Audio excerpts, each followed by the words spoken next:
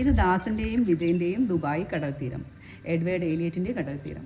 നന്മയുള്ള അഥവാ ബ്ലസ്ഡ് ആയിട്ടുള്ള 40 പേരുടെ കടൽത്തീരം, ചെന്നൈ ബസന്ത് നഗർ ബീച്ച്.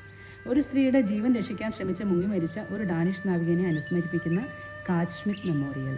വീണ്ടും അനുഭവങ്ങൾ പറയാനുണ്ട് ഈ മനോഹരമായ ബീച്ചിന്. ലക്ഷക്കണക്കിന് പ്രാവുകൾ സ്വാതന്ത്ര്യത്തോടെ പാറിപ്പറക്കുന്ന ഒരിടം. പക്ഷികളും തങ്ങളുടെ ദൈനംദിന ജീവിതത്തിൻ്റെ ഭാഗമാണെന്ന് ഓരോ നിമിഷവും ഓർമ്മപ്പെടുത്തുന്ന ഒരു കൂട്ടം മനുഷ്യർ. ചെന്നൈ ബസന്ത് നഗറിലെ 40 പേർ അടങ്ങുന്ന ഒരു കമ്മ്യൂണിറ്റി ദിവസവും ചോളം, അരി, ഗോതമ്പ് എന്നിവയടങ്ങുന്ന 250 കിലോ ധാന്യം, വീണ്ടും പറയുന്നു, ഒരു ദിവസം 250 കിലോ ധാന്യം പക്ഷികൾക്കായുള്ള കരുതൽ. ഇവർ തന്നെ വന്ന് പക്ഷികൾക്കായി നടത്തുന്ന അന്നദാനം.